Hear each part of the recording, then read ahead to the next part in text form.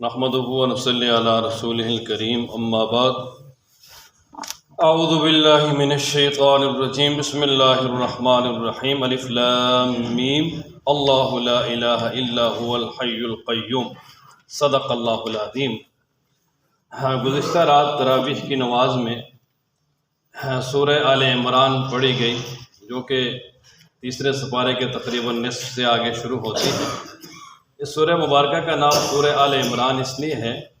کہ اس میں آل عمران کا تذکرہ ہے، آگے آ رہا ہے، اور یہ سورہ مبارکہ بھی مدینہ منورہ میں نازل ہوئی، مدنی صورتوں میں سے ہے، اور اس میں بھی اللہ تبارک و تعالیٰ نے بہت سارے احکامات بھی بیان فرمائے ہیں۔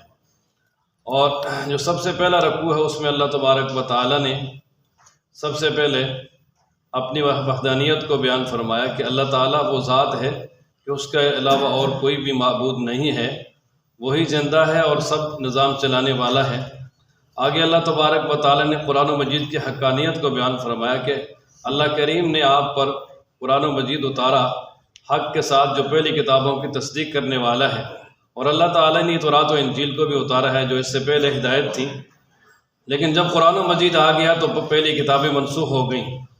اور پھر آگے فرمایا کہ اللہ تبارک و تعالیٰ کی ذات ایسی ہے جس پہ زمین و آسمان میں کوئی چیز مخفی نہیں ہے، اللہ تبارک و تعالیٰ کے سب کچھ سامنے ہے۔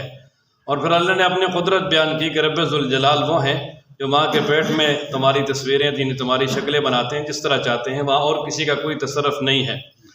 اور آگے اللہ تبارک و تعالیٰ نے قرآن و مجید کی جو آیات ہیں ان کے بارے میں تذکرہ فرمایا کہ قرآن و مجید کی آیات دو طرح کی، ایک تو محکم ہے یعنی جن کا معنی مفہوم سب جانتے ہیں، اور یہی جو ہے نا بنیاد احکامات کی، اور اللہ تبارک و تعالیٰ نے جتنے بھی احکامات دیے ہیں وہ انہی کے ذریعے دیے ہیں۔ اور کچھ آیات ایسی ہیں جو متشابہات میں سے ہیں، یعنی جن پہ صرف ایمان لانا ضروری ہے، اس کے علاوہ ان کی مراد، ان کا معنی مفہوم اللہ تبارک و تعالیٰ ہی جانتے ہیں۔ یہ اللہ تبارک و تعالیٰ کا راز ہیں، اور جو لوگ ایمان والے ہیں، صحیح مومن ہیں، عقل والے ہیں، وہ کہتے ہیں جی یہ ہمارے رب کی طرف سے، بس وہ اس پر یقین رکھتے ہیں اور اس میں آگے اس کی تعویلات وغیرہ تلاش نہیں کرتے۔ اور جن کے دلوں میں ٹیڑھا پن ہے وہ ان کی جو ہے نا وہ تعویلات وغیرہ جو ہے وہ ان کی مراد معلوم کرنے کے لیے کوشش کرتے ہیں، لیکن ان کی مراد معلوم ہو سکتی ہی نہیں۔ اصل یہ ہے کہ یہ قرآن و مجید کی آیات سمجھ آئیں یا نہ آئیں، ان پر ایمان لانا ضروری ہے۔ اور پھر ایک بہترین دعا سکھائی کہ ہمارے رب ہمارے دلوں کو ہدایت دینے کے بعد نہ پھیر دینا، اور فرمایا کہ ہمیں اپنے پاس سے رحمت عطا کرنا، اس لیے کہ آپ بہت زیادہ دینے والے ہیں۔ اور اس کے بعد سورہ آل عمران کا جو دوسرا رکوع ہے اس میں سب سے پہلے اللہ تعالیٰ نے فرمایا کہ جو کافر لوگ ہیں ان کو ان کی اولادیں اور اسی طرح مال یہ آخرت میں کام نہیں آئیں گے، اور یہ سارے جہنم میں جلیں گے، جہنم کا ایندھن ہیں۔ اور آگے مدینہ کے یہودی کہتے تھے کہ غزوہ بدر کے بعد یعنی مدینہ کے یہودیوں نے کہا کہ یہ محمد صلی اللہ علیہ وسلم یہ تو نہ تجربہ کاروں سے لڑے ہیں، ہمارے ساتھ جب ان کا واسطہ پڑا تو پتہ چل جائے گا۔ تو اللہ تبارک و تعالیٰ نے فرمایا کہ یہ جو غزوہ بدر ہوا ہے اس میں دو جماعتیں آپس میں ٹکرائی ہیں، ایک جو ہے نا وہ حق پر تھی اور ایک باطل پر تھی، تو حق والی کو اللہ تبارک و تعالیٰ نے فتح دی ہے۔ اس میں بہت سارے لوگوں کے لیے عبرت ہے، اور وہ اس سے عبرت حاصل کریں اور اسلام لے آئیں اور مسلمانوں کا مقابلہ نہ کریں۔ اس سے آگے اللہ تبارک و تعالیٰ نے فرمایا کہ جو انسان ہیں ان کے لیے یہ دنیا کی چیزیں جو ہے نا وہ پسندیدہ قرار دی گئی ہیں، دنیا کی چیزوں کی ان کے دلوں میں بڑی محبت ہے، مثلا عورتیں ہیں، بیٹے ہیں، اور اسی طریقے سے سامان ہے، سونا چاندی، اور اسی طریقے سے دیگر جو سامان ہے اس کے خزانے ہیں، اور اسی طرح عمدہ گھوڑے ہیں اور مویشی ہیں، کھیتی باڑی ہے۔ یعنی گویا کہ دنیا کی بہت ساری جو اہم چیزیں ہیں جو انسان کی ضرورت بھی ہیں اور جن کے ساتھ انسان کو محبت بھی ہے، ان کا تذکرہ کیا، اور ساتھ ہی فرمایا کہ یہ دنیا کی زندگی کا سامان ہے اور یہ عارضی ختم ہونے والا ہے۔ اور پھر فرمایا کہ میرے محبوب ان سے کہہ دیں کہ کیا ان سے بہتر چیز آپ کو نہ بتا دیں، وہ اللہ تبارک و تعالیٰ نے پرہیزگاروں کے لیے تیار کر رکھی ہے۔ وہ کیا ہے؟ وہ جنت ہے جس میں نہریں بہتی ہیں، اور یہ ہمیشہ اس میں رہیں گے، اور ان کے لیے وہاں پاکیزہ عورتیں بھی ہوں گی، اور سب سے بڑی بات یہ ہے کہ وہاں اللہ تبارک و تعالیٰ اپنی رضا عطا کریں گے۔ اللہ کی رضا سے بڑی اور کوئی بھی چیز نہیں ہے۔ اب یہ کن لوگوں کے لیے ہے؟ یہ وہ ان لوگوں کے لیے جو یہ کہتے ہیں کہ ہمارے رب ہم ایمان لے آئے، ہماری بخشش فرما، ہمارے گناہوں کو معاف فرما، صبر کرنے والے ہیں، سچ بولنے والے ہیں، اور اسی طریقے سے نیکی کرنے والے ہیں، اللہ تبارک و تعالیٰ کے راستے میں خرچ کرنے والے ہیں، اور سحری کے وقت اللہ تبارک و تعالیٰ کے سامنے استغفار کرنے والے ہیں۔ اس لیے کہ سحری کا وقت بڑا عام ہے، اس وقت تہجد بھی پڑھتے ہیں اور اللہ تعالیٰ سے اپنے گناہوں کی معافی مانگتے ہیں۔ اور آگے اللہ تبارک و تعالیٰ نے اپنی وحدانیت کی گواہی کو بیان کیا کہ اللہ تبارک و تعالیٰ خود گواہی دیتے ہیں کہ اللہ کے علاوہ اور کوئی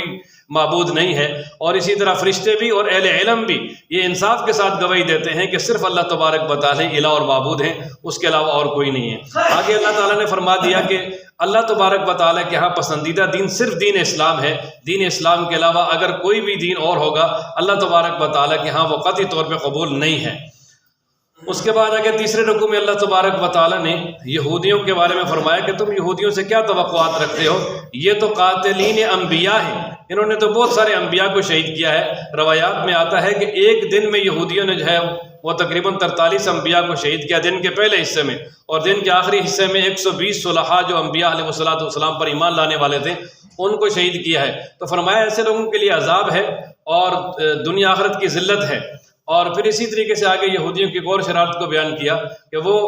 اللہ تبارک و تعالیٰ نے ان کو کتاب دی اور وہ کہتے جی ہم کتاب کو مانتے ہیں، تورات کو مانتے ہیں، لیکن جب ان کو بلایا جائے کہ آ جاؤ تمہارے درمیان تورات کے مطابق ہی فیصلہ کرتے ہیں تو وہ فیصلے سے جو ہے نا وہ بھاگتے ہیں اور وہ فیصلہ کروانے کے لیے کبھی بھی تیار نہیں ہوتے۔ تو معلوم ہوا کہ ان کے دلوں میں تورات کی محبت بھی نہیں ہے اور تورات پر ان کا ایمان بھی نہیں ہے۔ اگر ایمان ہوتا تو کم از کم وہ تورات کے مطابق فیصلہ کروانے کے لیے تو آ جاتے۔ آگے اللہ تبارک و تعالیٰ نے ایک اہم ترین چیز کی طرف اشارہ کیا کہ غزوہ خندق کے موقع پر نبی پاک صلی اللہ علیہ وسلم خندق کھود رہے تھے، اور خندق میں جو ہے نا ایک پتھر آ گیا، صحابہ کرام بھی ساتھ کھود رہے تھے، ایک پتھر آ گیا جو بڑا مشکل تھا، سب نے کوشش کی لیکن اس کو کوئی توڑ نہیں سکا۔ پھر نبی پاک صلی اللہ علیہ وسلم کو خود بلایا، حضرت صلی اللہ علیہ وسلم تشریف لائے، آپ صلی اللہ علیہ وسلم نے کدال اپنے ہاتھ میں لیا اور جب پہلی ضرب لگائی تو اس سے روشنی نکلی۔ آپ صلی اللہ علیہ وسلم نے فرمایا کہ مجھے اس میں یمن کے محلات دکھائی دیے ہیں۔ جب دوبارہ اس پہ کدال مارا اور دوبارہ روشنی نکلی تو فرمایا مجھے فارس کے محلات دکھائی دیے ہیں، اور جب تیسری بار اس پہ مارا تو فرمایا کہ مجھے جو ہے نا وہ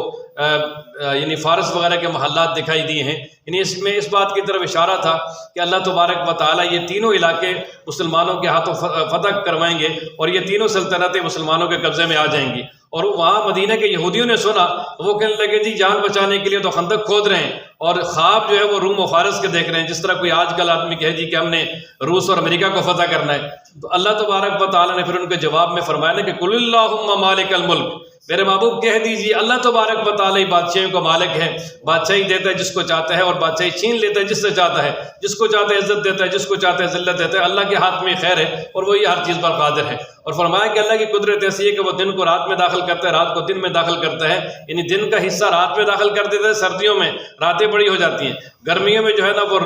رات کا حصہ کاٹ کے دن میں داخل کر دیتا ہے، دن بڑے ہو جاتے ہیں۔ اسی طرح زندہ کو مردہ سے نکالتا ہے کہ مردہ انڈے سے جو ہے وہ جاندار مرغی جاندار پرندہ نکالتا ہے، اور اسی طرح مردہ کو جو ہے وہ زندہ سے نکالتا ہے، یعنی جاندار پرندے سے بے جان انڈا نکالتا ہے۔ یا یہ ہے کہ کافر سے مسلمان کو پیدا کرتا ہے، مسلمان سے کافر کو پیدا کر دیتا ہے، وہ ہر چیز پر قادر ہے۔ آگے اللہ تبارک و تعالیٰ نے مسلمانوں کو بڑی اہم ترین نصیحت فرمائی کہ اے ایمان والو کافروں کو دوست نہ بناؤ۔ اب کافروں کو دوست بنانا جو ہے نا اس کی چند صورتیں ہیں، ایک ہے معاملات، لین دین خرید و فروخت، وہ بھی کافروں کے ساتھ جائز ہے، اور ایک ہے مواسات، یعنی غم خاری، اگر پڑوسی ہیں ساتھ رہنے والے ہیں تو ان کے ساتھ جو ہے نا وہ یعنی غم خاری کرنا اور اسی طریقے سے ان کا خیال رکھنا، یہ بھی بالکل جائز ہے۔ اور ان میں سے جو ناجائز چیز ہے وہ صرف ہے موالات۔ موالات کہتے ہیں دلی محبت، کسی کو رازدان ہی بنا دینا، جگری یار بنا لینا، سب کچھ آپ نے اس کے سامنے رکھ دینا، یہ کافروں کے ساتھ جائز نہیں ہے۔ اللہ تبارک و تعالیٰ کی طرف سے مسلمانوں کو اس سے منع کیا ہے۔ اور اسی طرح مدارات بھی جائز ہے کہ ظاہری طور پہ خوش اخلاقی سے پیش آنا ان کے ساتھ، اور اسی طرح آمد رفت، تعلقات، تجارت وغیرہ یہ سب جائز نہیں۔ صرف ایک چیز جو ہے نا وہ موالات، یعنی دلی محبت، ان کو دل دے بیٹھنا اور اپنے سارے راز دے بیٹھنا، یہ جو ہے نا اس سے اسلام نے منع کیا ہے۔ اگر کوئی آدمی ایسا کرے گا یا کوئی بھی حکومت ایسا کرے گی تو کافروں سے کبھی بھی جو ہے نا وہ بچ نہیں سکتے، ان کو کبھی بھی جب بھی وہ چاہیں گے نقصان پہنچا دیں گے۔ قُلْ إِن كُنتُمْ تُحِبُّونَ اللَّهَ۔ آگے جو چوتھا رکوع ہے اس میں اللہ تبارک و تعالیٰ نے بڑی اہم ترین چیز ابتدا میں بیان فرمائی۔ اصل میں مشرکین کہتے تھے جی ہم بتوں کی عبادت اس لیے کرتے ہیں کہ یہ اللہ تبارک و تعالیٰ کے ہمیں قریب کرتے ہیں،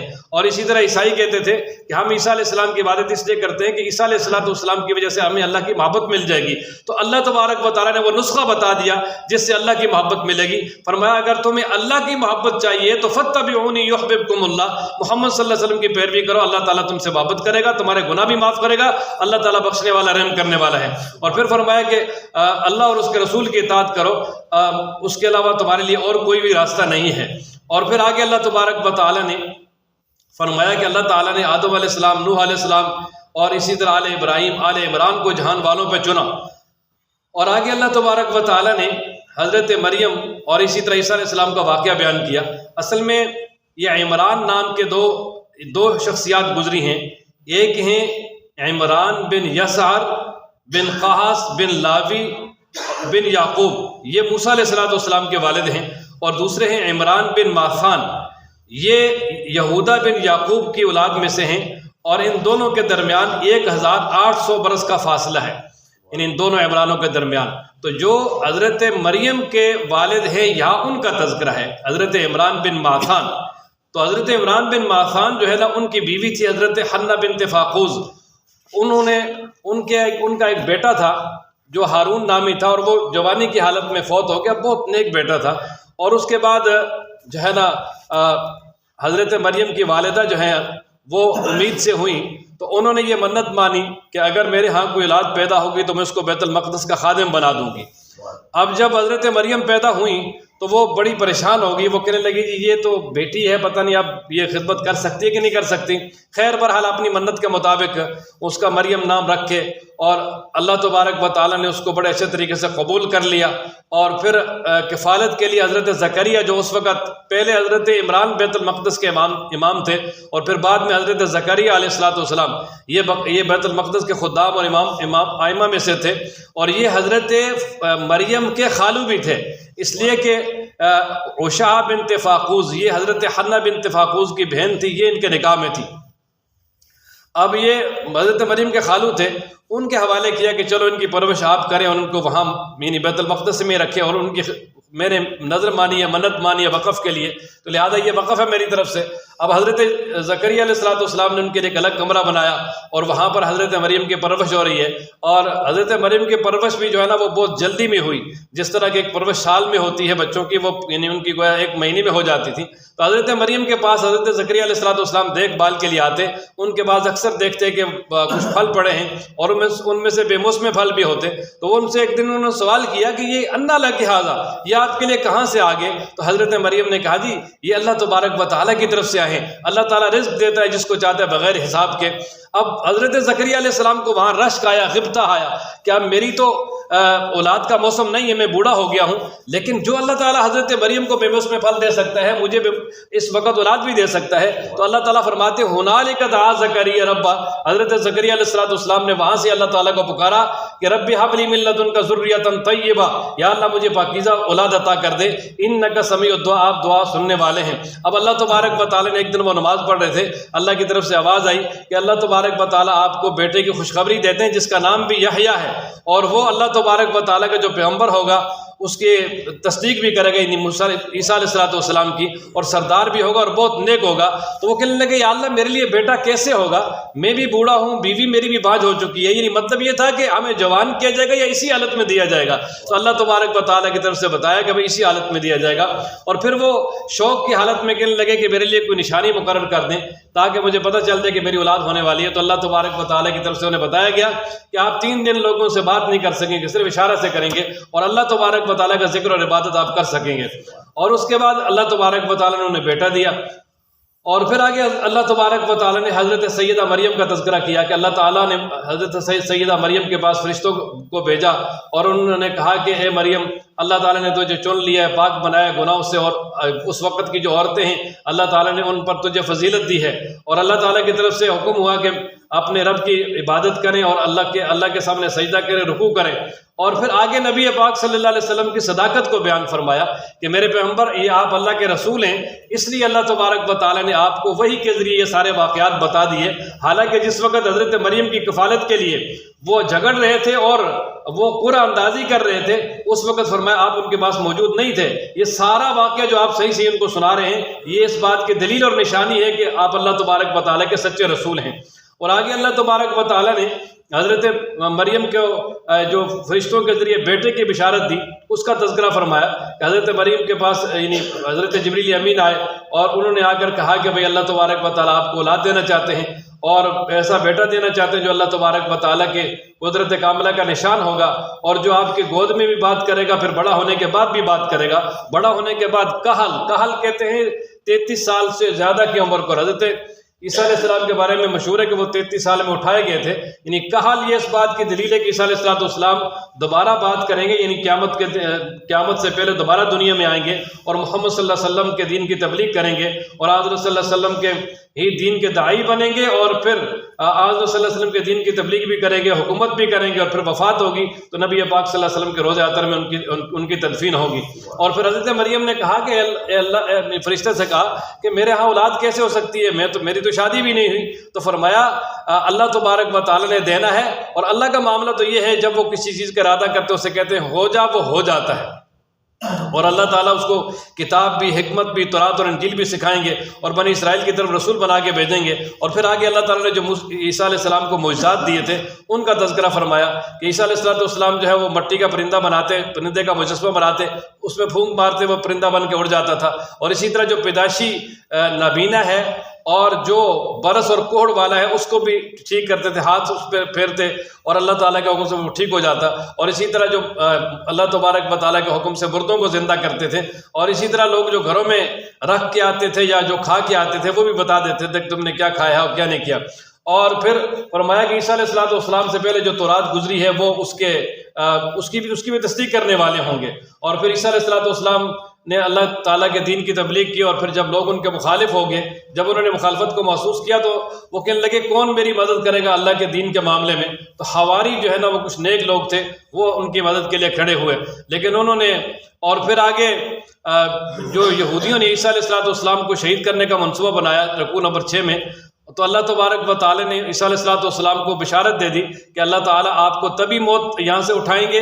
اور اسی طریقے سے جو کافر ہیں اللہ تبارک و تعالیٰ آپ کو ان سے بچائیں گے، یعنی یہودیوں سے۔ اور باقی یہ کہ آپ کے ماننے والے یعنی یہودیوں کے مقابلے میں ہمیشہ قیامت تک جو ہے وہ غالب رہیں گے۔ اور یہی ہے آج جتنی بھی یہودیوں کی حکمرانی ہے وہ صرف عیسائیوں کے بلبوتے پر ہیں، باقی یہودی اپنی طاقت پر اور اپنے آپ جو ہے وہ اپنی کوئی بھی سلطنت 10 دن بھی قائم نہیں رکھ سکتے۔ تو یہ اللہ تعالیٰ کا یعنی وعدہ تھا کہ میں آپ کو تبھی موت آئے گی، آپ کو کوئی سولی پہ نہیں لٹکا سکے گا اور آپ کو کوئی شہید نہیں کر سکے گا۔ اسی لیے اسلام کا ان کے بارے میں عقیدہ اور صحیح عقیدہ بھی یہی ہے، جس کی تفصیل انشاءاللہ سورہ نساء میں آئے گی کہ عیسیٰ علیہ السلام زندہ اٹھائے گئے ہیں، آسمان پہ موجود ہیں اور قیامت کے قریب پھر دنیا میں آئیں گے۔ اور آگے اللہ تعالیٰ نے فرمایا کہ عیسیٰ علیہ السلام کی مثال آدم علیہ السلام کی سی ہے کہ آدم علیہ السلام کو اللہ نے مٹی سے بنا کر ان میں روح پھونک دی، اور عیسیٰ علیہ السلام کو اگر اللہ تعالیٰ نے بغیر باپ کے پیدا کیا تو اس میں کون سی حیران ہونے والی بات ہے، اللہ تعالیٰ سب کچھ کر سکتے ہیں۔ اچھا، اب آگے نجران سے ایک عیسائیوں کا وفد آیا تھا اور وہ کہتا تھا کہ عیسیٰ علیہ السلام اللہ کے بیٹے ہیں، نعوذ باللہ۔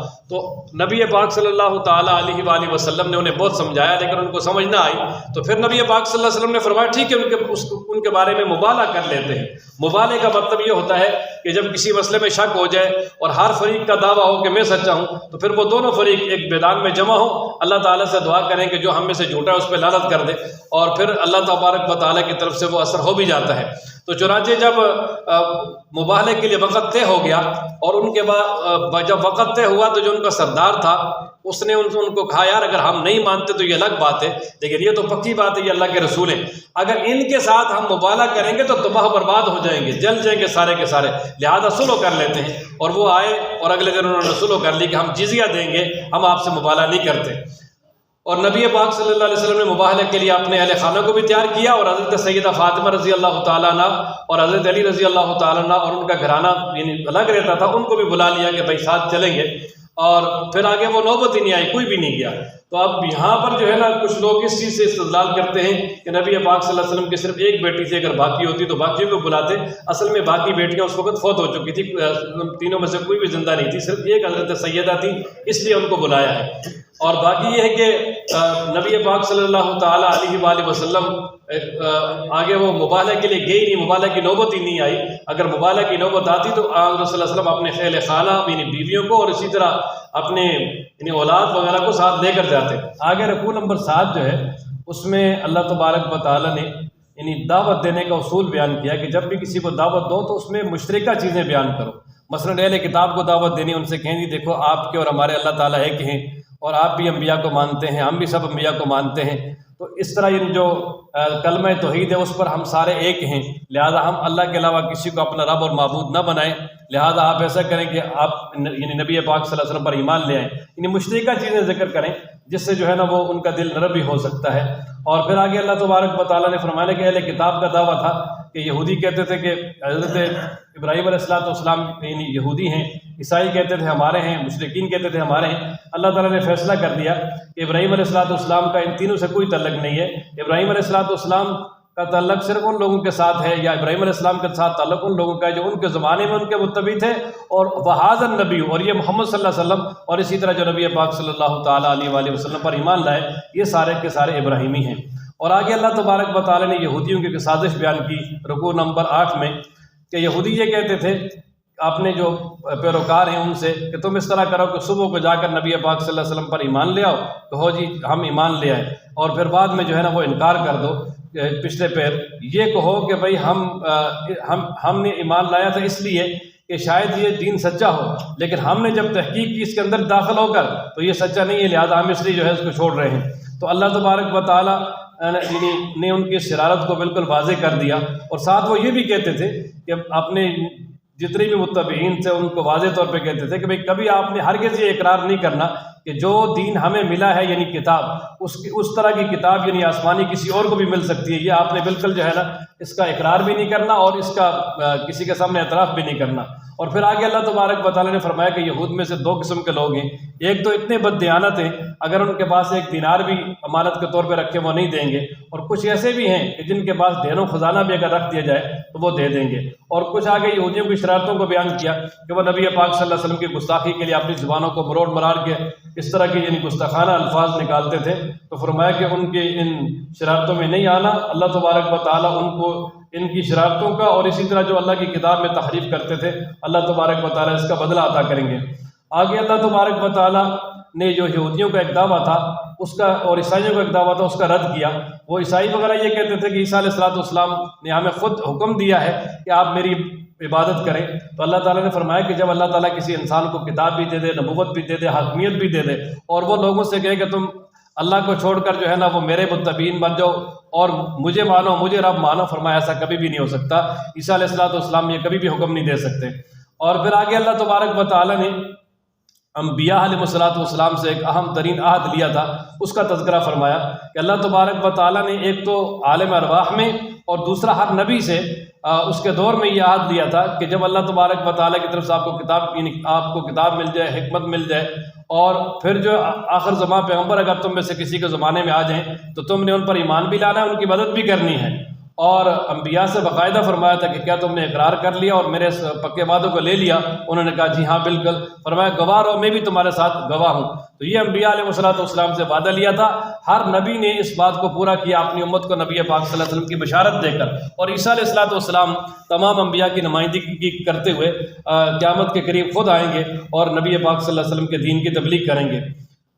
اور اس کے بعد آگے اللہ تبارک و تعالیٰ نے فرمایا کہ جو اللہ تعالیٰ کے دین کے علاوہ کوئی اور دین تلاش کرے گا وہ کبھی بھی اللہ تعالیٰ کے ہاں قبول نہیں ہوگا۔ اللہ تعالیٰ کے ہاں قبول صرف دین اسلام ہے، اور دین اسلام کے علاوہ اور کوئی بھی دین قبول نہیں ہے۔ اور آگے 14 سپارہ شروع ہو رہا ہے، اس میں ابتدا میں اللہ تعالیٰ نے نیکی پانے کا جو ہے نا وہ ایک طریقہ بتا دیا کہ کامل نیکی حاصل اسی وقت ہو سکے گی جب اپنی محبوب چیز اللہ کے راستے میں ہم قربان کریں گے۔ اور فرمایا کہ بنی اسرائیل یعنی یہ یہودیوں کا دعویٰ تھا کہ محمد صلی اللہ علیہ وسلم کہتے ہیں میں اللہ کا رسول ہوں اور انبیاء سے میرا تعلق ہے اور میں ابراہیمی ہوں۔ تو حالانکہ ابراہیم علیہ السلام کے دور میں تو یا اسی طرح یعنی پہلے دور میں انبیاء کے دور میں تو اونٹ کا گوشت حرام تھا، تو یہ تو اونٹ کا گوشت کھاتے ہیں۔ تو اللہ تبارک و تعالیٰ نے اس کا جواب دیا کہ بھئی اونٹ کا گوشت جو ہے نا وہ کسی پہ حرام نہیں کیا اللہ تعالیٰ کی طرف سے، صرف یعقوب علیہ السلام کو عرق النساء کی بیماری تھی جس کی وجہ سے انہوں نے منت مانی تھی کہ اگر میں ٹھیک ہو گیا تو میں اس کو نہیں کھاؤں گا، اور وہ ٹھیک ہو گیا، اللہ تعالیٰ نے صحت دی، تو انہوں نے اس لیے جو ہے نا وہ اونٹ کا گوشت نہیں کھاتے تھے یا بطور پرہیز کے نہیں کھاتے تھے، اور اس کے بعد جتنے بھی بنی اسرائیل ہیں وہ اس کو حرام سمجھتے تھے، نہیں کھاتے تھے۔ تو فرمایا کہ یہ اللہ کی طرف سے حرام نہیں ہے، بلکہ یہ تو یعقوب علیہ السلام نے صرف پرہیز کے طور پر یا منت کے طور پر اپنے اوپر حرام کیا تھا، اور آگے سے یہودی نے اس کو مذہبی بنا لیا۔ آگے اللہ تبارک و تعالیٰ نے فرمایا کہ سب سے پہلا گھر جو اللہ تعالیٰ کی عبادت کے لیے بنا ہے وہ مکہ میں ہے، یعنی بیت اللہ ہے، اور یہ فرمایا جہان والوں کے لیے ہدایت ہے، اور اس میں اللہ تبارک و تعالیٰ کی بعض نشانیاں بھی ہیں، مقام ابراہیم بھی ہے، اور جو وہاں چلا جائے گا اللہ تبارک و تعالیٰ کی طرف سے امن والا ہے۔ اور فرمایا کہ لوگوں پر اللہ تبارک و تعالیٰ کے لیے حج فرض ہے جو وہاں جانے کی استطاعت رکھتا ہے، اور جس کے پاس بھی وہاں جانے کی استطاعت ہو اللہ تبارک و تعالیٰ کی طرف سے اس پر حج جو ہے نا وہ فرض ہے۔ اور آگے اللہ تعالیٰ نے فرمایا کہ اگر یہ یہود و نصارہ کی باتیں تم مانو گے تو یہ تمہیں ایمان کے بعد کفر کی طرف لے جائیں گے، ان کی بات نہیں ماننی۔ اور آگے رکوع نمبر 11 میں اللہ تبارک و تعالیٰ نے فرمایا کہ اے ایمان والو، اللہ تبارک و تعالیٰ سے ڈرو جس طرح ڈرنے کا حق ہے، یعنی ایک تو تقوی اختیار کرو، اور دوسرا فرمایا کہ آپس میں تمام مسلمان مل جل کے رہو، آپس میں تعلقات کو مضبوط کرو، ایک امت بن جاؤ، تفرقہ نہ کرو۔ اگر تم تفرقہ کرو گے تو اس کا نتیجہ یہ ہوگا کہ تمہاری قوت بھی ختم ہو جائے گی اور تمہارا رعب و دبدبہ بھی ختم ہو جائے گا۔ اور پھر ساتھ ہی فرمایا کہ تمہارے اندر ایک ایسا گروہ ضرور ہونا چاہیے جو لوگوں کو اللہ تبارک و تعالیٰ کی طرف بلائے اور ایمان کی دعوت دے۔ آگے رکوع نمبر 12 میں ابتدا میں فرمایا کہ امت محمدیہ کے بارے میں کہ تم بہترین امت ہو، لوگوں کی نفع رسانی کے لیے نکالے گئے ہو، اچھے کاموں کو حکم دیتے ہو، برے کاموں سے روکتے ہو، اللہ پر ایمان لاتے ہو۔ اور فرمایا کہ اگر اہل کتاب بھی ایمان لے آئیں اب نبی پاک صلی اللہ تعالیٰ علیہ وآلہ وسلم پر، تو فرمایا کہ یہ ان کے لیے بہت ہی بہتر ہے۔ اور پھر آگے فرمایا کہ اہل کتاب میں کچھ اچھے لوگ بھی ہیں جو اپنی جو کتابیں ہیں پہلی ان کو صحیح طریقے سے پڑھتے ہیں اور ان پر عمل بھی کرتے ہیں، اور پھر پہلی کتابوں پہ جو ہے نا وہ عمل ہے۔ سب سے بڑا اس کی نشانی یہ ہے کہ ان میں آخر زمان پیغمبر اور جو مذہب اسلام ہے اس کی ترغیب دی گئی ہے اور اس کی بشارتیں موجود ہیں۔ جو ان پہ ایمان رکھتے ہیں وہ ضرور نبی پاک صلی اللہ تعالیٰ علیہ وآلہ وسلم پر ایمان لائیں گے۔ اور پھر آگے اسی رکوع میں پھر دوبارہ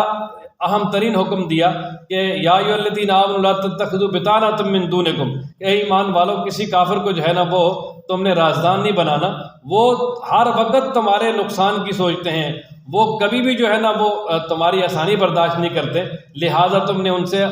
جو ہے نا وہ محتاط رہنا ہے۔ وہ ان کو تم پر اتنا غصہ ہے کہ جس طرح ایک آدمی غصے سے اپنے انگلیاں کاٹتا ہے، پورے کاٹتا ہے، اتنا زیادہ تم پر غصہ ہے۔ اور پھر آگے اللہ تبارک و تعالیٰ نے غزوہ احد کا کچھ آگے تذکرہ ہوا ہے کہ غزوہ احد میں وقتی طور پہ مسلمانوں کو جو ہے وہ نقصان اٹھانا پڑا، شکست ہوئی، 70 شہید ہوئے اور بہت سارے زخمی ہوئے، خود نبی پاک صلی اللہ تعالیٰ علیہ وآلہ وسلم بھی جو ہے نا وہ زخمی ہوئے، اور اس وقت جو ہے نا وہ مسلمان پریشان ہوئے کہ بھئی ہمارے ساتھ کیا ہو گیا۔ تو اللہ تبارک و تعالیٰ کی طرف سے بتایا گیا کہ بھئی غزوہ بدر کو دیکھ لو کہ غزوہ بدر میں تم بت تھوڑے تھے، اللہ تبارک و تعالیٰ نے تمہاری مدد کی، تمہیں فتح دیا، یہاں تک کہ تمہارے ساتھ وعدہ کیا کہ اگر کافر دوبارہ حملہ کریں گے تو یا یہ کہ وہ ان کے ساتھ اور کمک آئے گی تو میں 5000 یا 3000 فرشتے بھیج دوں گا، اور 1000 فرشتے تو وہاں بنفس نفیس بھیجے۔ اور فرمایا کہ یہ جو اللہ تعالیٰ کی طرف سے وعدہ تھا یہ صرف اس لیے تھا کہ مسلمانوں کی ہمت بڑھ جائے، باقی اللہ تبارک و تعالیٰ کی طرف سے حقیقی مدد تو اللہ کی طرف سے ہے، وہ بغیر اسباب کے بھی مدد کر سکتا ہے۔ تو گویا جس طرح بدر میں اللہ نے مدد کی اس طرح احد میں بھی کر سکتا تھا، لیکن احد میں کچھ مسلمانوں سے اجتہادی خطا ہوئی جس کی وجہ سے جو ہے وہ شکست دیکھنی پڑی۔ اور آگے اللہ تعالیٰ نے فرمایا کہ ایمان والو سود مت کھاؤ، اس لیے کہ سود جو ہے نا یہ انسان کو دنیا آخرت کو برباد کرنے والا ہے۔ اور فرمایا کہ جو جہنم کی آگ ہے اس سے اپنے آپ کو بچاؤ جس کو اللہ تعالیٰ نے کافروں کے لیے تیار کر رکھا ہے۔ اور فرمایا کہ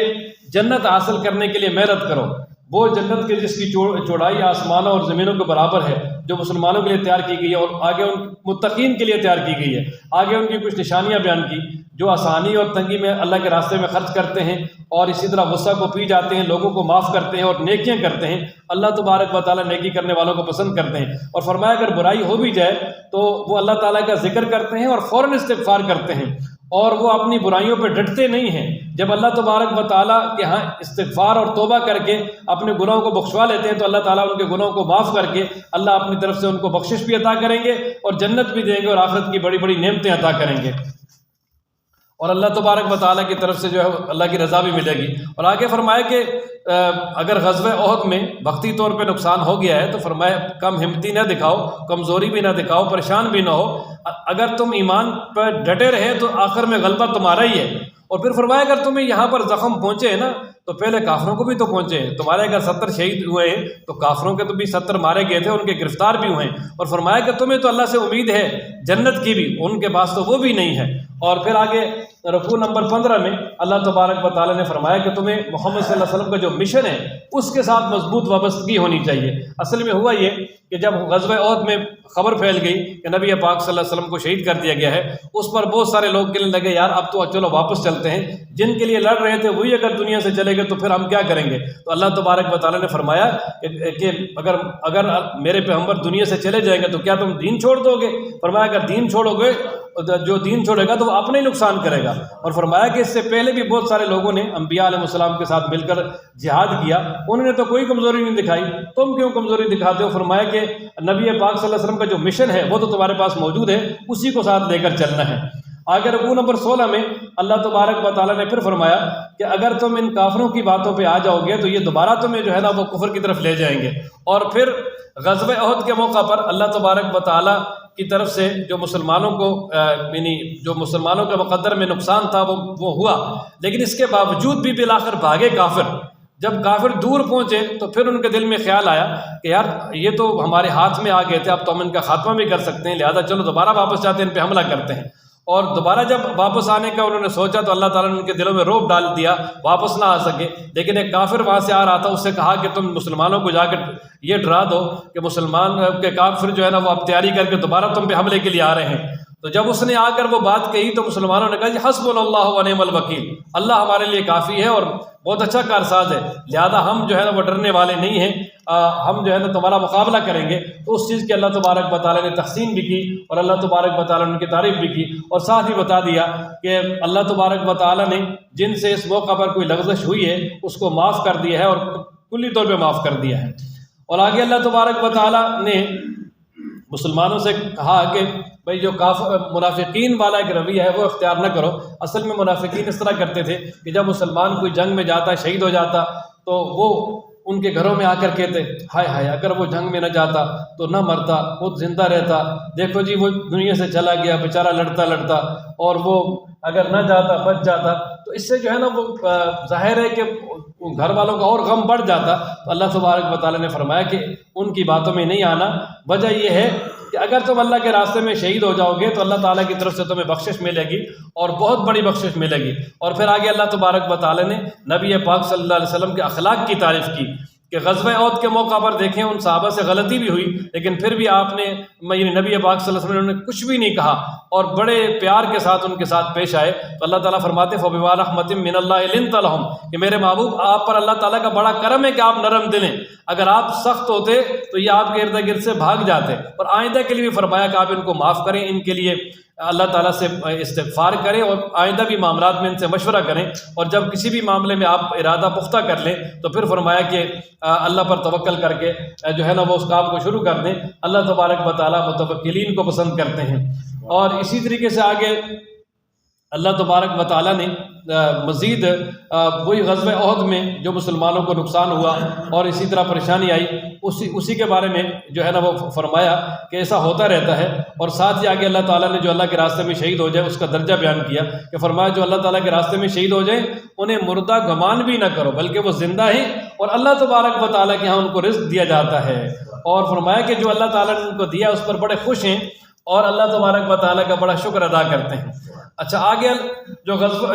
رکوع نمبر 18 ہے اس میں اصل میں ہوا یہ کہ غزوہ احد میں مسلمانوں کو بڑی تکلیف بھی ہوئی، زخم بھی آئے، سب کچھ ہوا، لیکن اس کے باوجود جب بعد میں نبی پاک صلی اللہ تعالیٰ علیہ وسلم کو خبر ملی کہ کفار واپس آنا چاہتے ہیں تو حضرت صلی اللہ علیہ وسلم نے فرمایا کہ کون ہے جو میرے ساتھ جائے ان کفار کا پیچھا کرے اور میں اس کو جنت کی بشارت دیتا ہوں۔ اب اس وقت جو ہے نا حضرت صلی اللہ علیہ وسلم نے یہ شرط لگائی تھی کہ غزوہ احد میں جو شریک ہوئے وہی جا سکتا ہے، اس کے علاوہ کوئی نہیں جا سکتا۔ تو زخموں سے چور ہونے کے باوجود بھی نبی پاک صلی اللہ علیہ وسلم کے ساتھ صحابہ تیار ہوئے اور حمر الاسد تک گئے، جس کو غزوہ بدر صغریٰ بھی کہا جاتا ہے۔ اور پھر جب کافروں کو وہاں پتہ چلا تو وہ وہاں سے بھاگ گئے، لڑائی نہیں ہوئی، بغیر لڑائی کے واپس آ گئے۔ لیکن اللہ تبارک و تعالیٰ کی طرف سے رضا کا اعلان ہو گیا کہ اللہ تبارک و تعالیٰ ایسے لوگوں سے راضی ہیں اور اللہ تبارک و تعالیٰ کی طرف سے ان کے لیے بہت بڑا اجر ہے۔ اور آگے اللہ تبارک و تعالیٰ فرماتے ہیں کہ یہ کافر جو ہے نا، جن کو یہ مہلت مل رہی ہے، یہ نہ سمجھیں کہ یہ ان کے لیے بہتر ہے۔ فرمایا کہ ان کو مہلت اس لیے مل رہی ہے تاکہ یہ اور گناہ کریں اور ان کے لیے جو ہے نا وہ آخرت پہ سخت قسم کا عذاب ہو۔ اور اسی طرح فرمایا کہ جو منکرین یعنی جو زکوٰۃ نہیں دیتے ان کے بارے میں فرمایا کہ وہ لوگ جو کہ اللہ تبارک و تعالیٰ کے دیے ہوئے مال میں سے بخل کرتے ہیں، اللہ کا حق نہیں نکالتے، وہ یہ نہ سوچیں کہ یہ مال ان کے لیے بہتر ہے بلکہ یہ ان کے لیے برا ہے۔ اور فرمایا کہ اس مال کو توق بنا کے اس کے گلے میں ڈالا جائے گا قیامت والے دن۔ اور اسی طریقے سے حدیث میں پھر اس کی وضاحت ہے کہ گنجے سام کی شکل میں اس کو اس کے گلے میں توق بنا کے ڈالا جائے گا اور وہ اس کو داغے گا، بار بار ڈنگ مارے گا اور کہے گا میں تیرا مال ہوں جس کو تو بڑی محبت سے رکھتا تھا۔ اور آگے یہودیوں نے ایک دفعہ گستاخی کی تھی، وہ یہ کہ اللہ تبارک و تعالیٰ نے جب یہ آیت اتاری کون ہے جو اللہ تبارک و تعالیٰ کو جو ہے وہ قرضہ دے گا، قرض حسنہ دے گا، اور اللہ تعالیٰ اس کو دگنا تگنا کر کے جو وہ قیامت میں واپس کریں گے۔ تو قرض حسنہ سے مراد اللہ کے راستے میں خرچ کرنے ہیں فقراء پر۔ تو نعوذ باللہ یہودیوں میں سے ایک گستاخ شخص کا وہ کہنے لگا جی اللہ تعالیٰ نعوذ باللہ فقیر ہو گیا، وہ ہم سے جو ہے نا وہ قرضہ مانگ رہا ہے۔ تو اللہ تبارک و تعالیٰ نے فرمایا کہ اللہ نے اس کی یہ گستاخانہ بات سن لی ہے اور اللہ تبارک و تعالیٰ نے اس کو لکھ لیا ہے۔ اور اسی طرح جو ان کے بڑوں نے انبیاء کو شہید کیا ہے وہ ساری باتیں لکھی ہوئی ہیں۔ اللہ تبارک و تعالیٰ قیامت والے دن ان کو شدید عذاب سے دوچار کرے گا۔ اور آگے فرمایا کہ ہر انسان نے مر جانا ہے، دنیا میں کوئی بھی نہیں رہے گا، کل نفس ذائقۃ الموت، اور قیامت والے دن پورا بدلہ ملے گا۔ اور فرمایا جس کو جہنم سے بچا لیا گیا اور جنت میں داخلہ مل گیا وہ اصل جو ہے نا وہ کامیاب ہو گیا۔ اور ساتھ ہی مسلمانوں کو بتا دیا کہ ان کافروں کی طرف سے جو ہے تم گالم گلوچ ہر طرح کی بری باتیں سنو گے، لہذا آپ نے جو ہے نا پریشان نہیں ہونا، اس پہ اللہ تعالیٰ کے دین پہ ڈٹے رہنا ہے۔ اور آگے جو رکوع نمبر 20 ہے اس میں اللہ تبارک و تعالیٰ نے اپنے قدرت کی نشانی بیان فرمایا کہ یہ آسمانوں اور زمینوں کے پیدا کرنے میں، دن رات کی تبدیلی میں عقل والوں کے لیے نشانی ہے کہ وہ ان چیزوں سے گویا کہ نصیحت حاصل کر لیتے ہیں اور ان چیزوں سے وہ استدلال کرتے ہیں کہ اللہ تبارک و تعالیٰ ایک ہے اور سب کچھ وہی کرنے والا ہے۔ اور وہ کون سے ہیں؟ فرمایا جو اللہ تعالیٰ کو یاد کرتے ہیں۔ عقل والے کون سے ہیں؟ جو اللہ کو یاد کرتے ہیں کھڑے بیٹھے لیٹے اور غور و فکر کرتے ہیں زمین و آسمان کی پیدائش میں، اور کہتے ہیں یا اللہ آپ نے ان کو بے فائدہ نہیں بنایا، اے اللہ آپ پاک کہ ہمیں عذاب سے بچائیں۔ اور ساتھ ہی وہ کہتے ہیں یا اللہ جس کو آپ نے جہنم میں داخل کر دیا اس کو آپ نے ذلیل کر دیا، لہذا ظالموں کے لیے کوئی مددگار نہیں ہے، ہمیں جہنم میں داخل نہ کرنا بلکہ ہمیں جنت عطا کرنا۔ اور وہ یہ بھی دعا کرتے ہیں، یہ بھی کہتے ہیں کہ یا اللہ آپ کے طرف سے ایک منادی آیا تھا، وہ ایمان کی طرف دعوت دے رہا تھا، ہم ایمان لے آئے، لہذا آپ ہماری بخشش فرمائیے، ہمارے گناہوں کو ہم سے دور کیجیے اور ہمیں نیک لوگوں کے ساتھ موت دیجیے۔ اور جو آپ نے رسولوں کی زبانی آپ نے ہم سے وعدہ کیا ہے، اے اللہ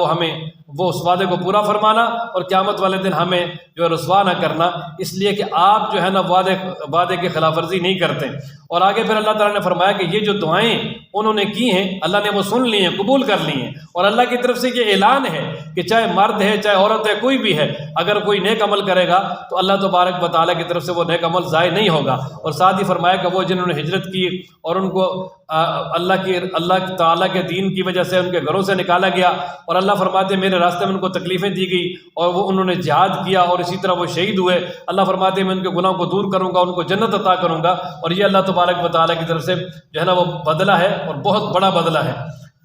اور آگے فرمایا کہ یہ جو کفار ہیں ان کی دنیا میں جو دنیاوی نقل و حرکت ہے، فرمایا کہ اس سے آپ دھوکے میں نہ آئیں، یہ دنیا کا تھوڑا سا سامان ہے،